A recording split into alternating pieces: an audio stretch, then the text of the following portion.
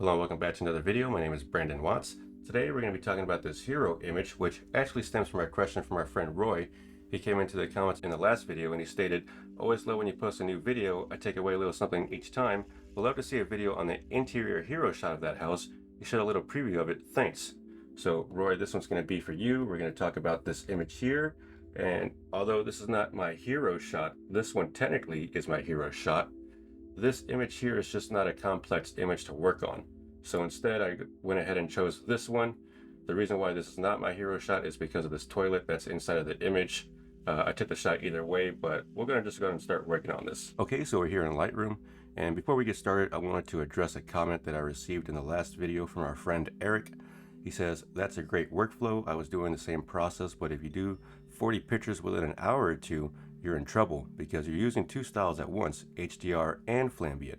For my HDR part, he uses Aurora to do the job, and for me, it's not necessarily about doing HDR and Flambient. It's more of just doing Flambient, but instead of using just this middle exposure here, which has some blown highlights and whatnot, I prefer to merge my files into an HDR file and use that as my ambient layer.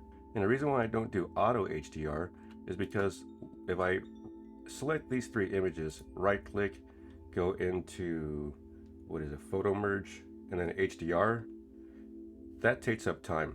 I'll just go ahead and do that right now. So I'll do a Control Shift H to add these photo merged, or add these images into an HDR file. And you can see that took a little bit of time. Didn't take too much time, but when you have several images, like he said, Eric said 40 plus images or many images because you're working on several houses in a single day, doing that step just adds up too much time every single time. So for me, what I prefer to do, I'm just going to leave this in here to show a comparison. Now I already did my preset to where I dropped the highlights by 40, raise the shadows by 40, and change my lens corrections to enable both profile corrections and chromatic aberration. So I'll just go ahead and select all these, right click, go into edit in, open as layers in Photoshop. Okay, so now that I have all these in Lightroom, I'm going to bring up, this is the in Photoshop, this is going to be the Lightroom HDR file. And then these are going to be my three ambient files. So what I'll quickly do is I'm going to use my custom action, which merges these three into one single HDR file. Now you can see the difference in how, looks like this is off a little bit. So let's bring that in. There we go. Okay, so you can see with Lightroom, this is the Lightroom merged file right here. And it has a lot more contrast compared to the one that we did in Photoshop. And since we're going to be using this file for its luminance values and not for its color values, I don't want to have this HDR file be too dark in certain areas. I actually prefer the one that Photoshop creates for me through the custom action that I created. And then I'll be able to bring in some contrast throughout the image as we do the edit. But I don't want that contrast applied so much automatically. So let's go ahead and delete this. Or let's go ahead and let's go to the very beginning. Now that we're back at the beginning, I'm just going to delete that Lightroom file because it's going to throw off my alignment. And what I'll do is I'll run my custom action, which merges those three ambient layers into one HDR file and then turns it into an ambient blend, 50% ambient blend. It takes my flash layers and automatically separates those for me. It also does my gradient blend, so that way I can mask myself out from these two side-to-side flash pops. So that's automatically done for me. And that's going to be the result. This darken color repair is a little too dark. So we'll go ahead and bring that back a little bit. I'm going to Control J for one of those darken color repairs inside the folder and bring it above because I want it at 100%, so that way I can mask out this TV screen right here. There we go. Since it's already, whoops. Uh-oh. There we go. Looks like I moved it. Okay, so we'll just go ahead and mask that out real quick. There we are.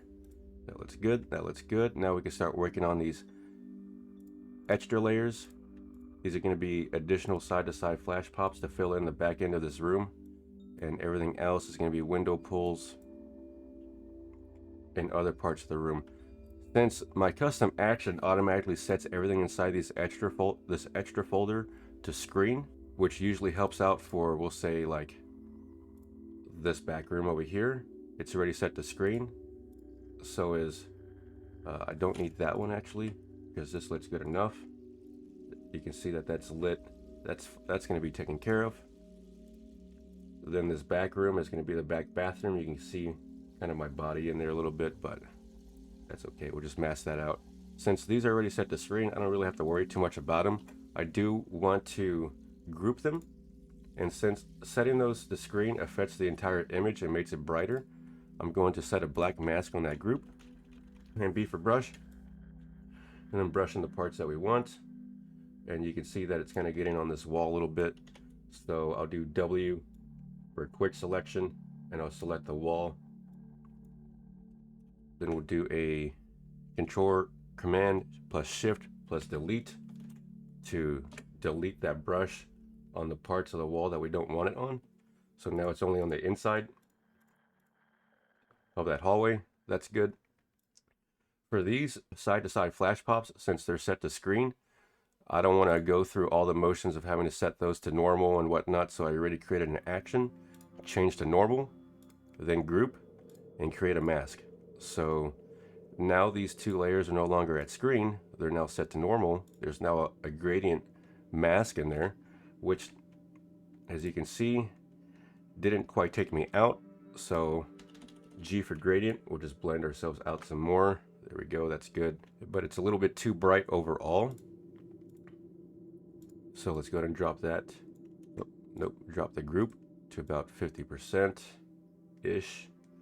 That looks good there. Last thing we have to do, this is going to be the right-hand side kitchen to kind of fill in the shadow areas over here. That's also set to screen, but again, it's affecting the entire image. So we're gonna hit it with a black mask and a white brush, so that way we can just brush in the parts that we want and not have it in too much of a shadow. So that looks good. Now we can work on our window pulls. We'll just drag these windows up to the top, and as of right now, this layer is going to be our lighten layer. Actually, both of these layers are going to be our lighten layer. This one as well. We'll take these two, set it to lighten, then we'll group them, set the group to darken. So that way all we have to do is hit it P for pen tool, and we'll do a super quick selection. Oh, but make sure that everything else is turned on. There we are. There we are. There we are. There we are. Now it's just a quick window pull. Okay. And this is going to be for my reflections.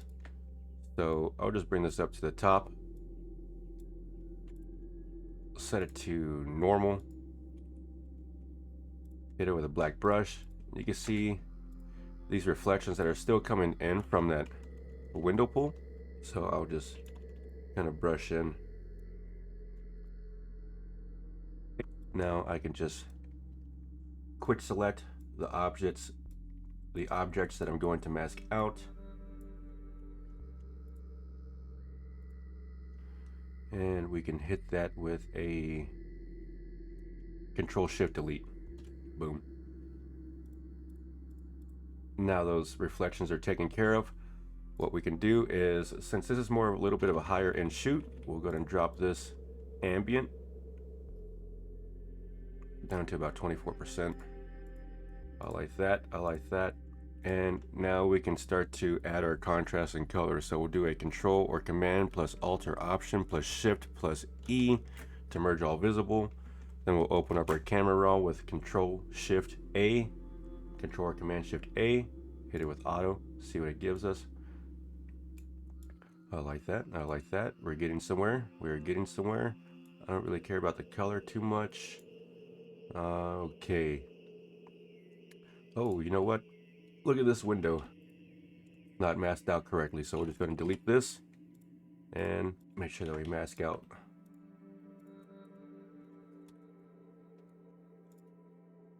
Super quick. Make sure we get these mullions so that way they're not too dark.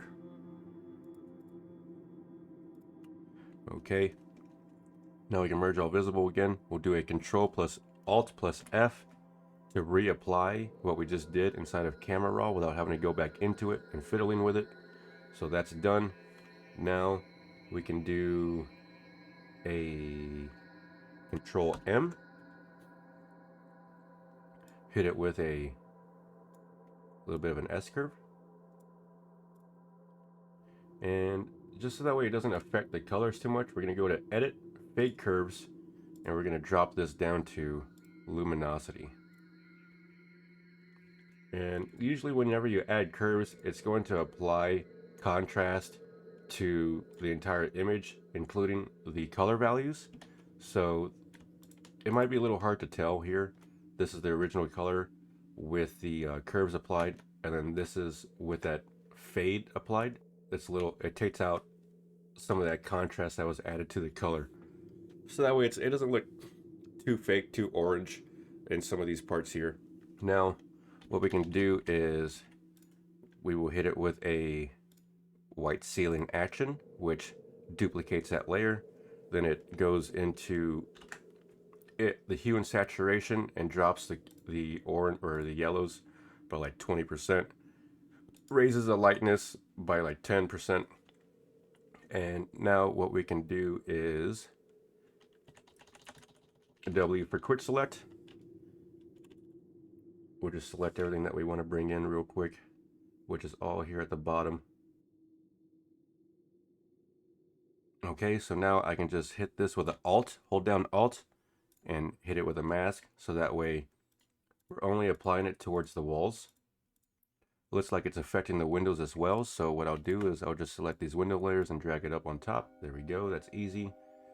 Now I can bring back this color, boom, Control I to invert the selection on the mask. We'll do the same thing for these windows. Just super quick selection, and then Control I to invert on the mask to show underneath. And that's a quick way of doing white walls.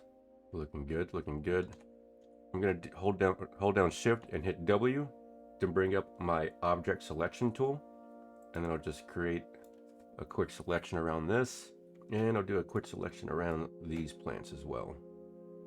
Hit that with an I, Control I to invert the selection. That looks good.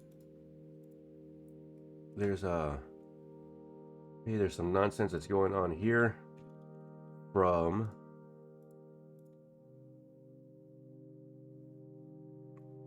the windows, from this window right here. So we'll just brush out that. Boom. Not perfect. I should have done it on one of the other layers, but that's fine. It's not really too noticeable there. There we go, right there. And let's see, what else can we could bring back this chandelier.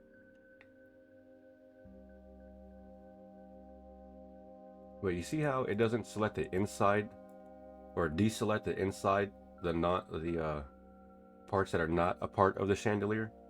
We're going to just go to our magic wand tool, hold down Alt Option, so that way it goes to a subtraction selection, and then we'll just, whoa, oh, we're on sample all layers. Oh, we need to be on sample all layers because right now we were just on that mask. So now we can just kind of deselect inside of here, which it's still not kind of working. So let's drop down to this bounce left, deselect sample all layers, And there we go. That works. That works. Better. Sometimes you just have to fool with it a little bit. And I mean, it doesn't have to be super perfect, but we can do a Control or Command Shift. Nope. Do a Alt Shift Delete. And there we go. Okay. So that brought back the color that was being washed out from those white walls. And I'd say that looks pretty good. Now the last thing that we can do is go into our Chaotech Retouchers. If you have it, go into Manipulation. We'll go into Fire. And I like to use Fire Pick 3. And you can see that that's going to add a nice little fire, but it is too large. So Control T to transform, and we will adjust the size accordingly.